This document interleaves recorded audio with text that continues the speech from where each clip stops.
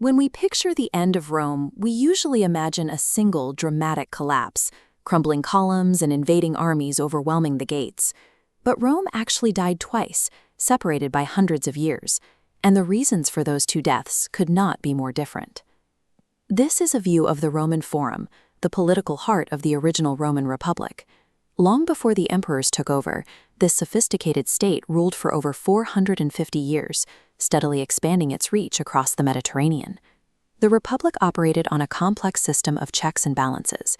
Its unwritten constitution and early laws, like the 12 Tables, were specifically designed to prevent any single person from gaining absolute control, and theoretically guaranteed equality under the law for its citizens. So how does a civilization with such entrenched legal protections commit institutional suicide entirely from the inside, without a single foreign army breaching its borders? The unraveling started with a general named Gaius Marius. Facing a severe manpower shortage in the military, Marius changed the rules of recruitment. He allowed the landless poor to join the legions, promising them wages, plunder, and plots of land when their service ended. By tying a soldier's retirement directly to the success of his commander, Marius created a dangerous new dynamic: the client army. These legionaries were no longer fighting for the abstract idea of the Roman state. Their absolute loyalty belonged to the generals signing their paychecks. That structural flaw sat quietly until a commander named Lucius Cornelius Sulla decided to exploit it. Sulla was a newly elected consul preparing to lead an army to the east. But his political enemies in the Senate, legally, though highly controversially, voted to strip him of his military command and give it to someone else. Sulla refused to step down. Instead, he turned his troops around and marched directly on the city of Rome, correctly gambling that his client army would follow him over the Senate. Once inside the city walls, Sulla ordered mass executions of his political opponents, posting lists of bounties known as prescriptions. He then had himself declared dictator with absolute power over the state. Sulla eventually gave up his power, but the damage was permanent. His march on Rome proved the Republic was functionally dead. A system of unwritten traditions and laws meant absolutely nothing against a single demagogue who controlled a private army. Fast forward a few centuries. The massive Roman Empire has fractured into two halves.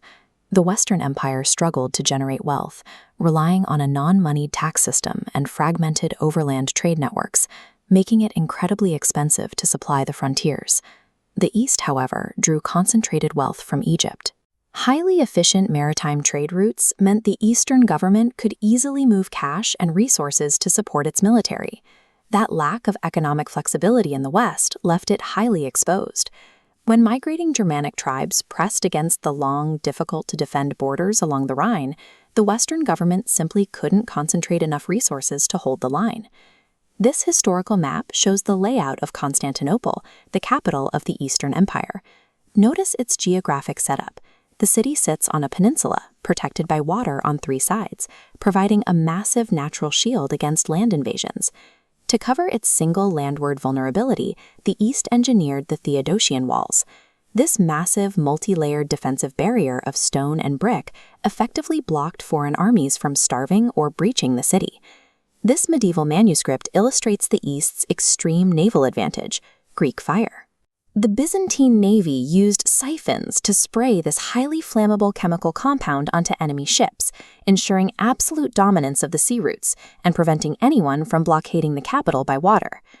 While the Western Empire disintegrated under outside pressure, the Eastern Empire survived for another 1,000 years. Its underlying economic and geographic foundations were simply too rigid to break. Rome's two collapses give us two very different autopsies. The Republic died from an internal institutional failure, while the Western Empire succumbed to external geographic and economic vulnerabilities. For centuries, popular history has blamed the fall of superpowers on vague concepts like decadence, claims of moral decay, or a loss of civic virtue. Civilizational survival is actually a mechanical process. It is a ruthless stress test of a society's structural rigidity against changing environments, economic pressures, and ambitious individuals looking to exploit the system. The East built monuments like the Hagia Sophia and preserved Roman culture for a millennium, not because its citizens were morally superior, but because its trade routes and walls held firm. A nation's longevity is never guaranteed by the size of its armies.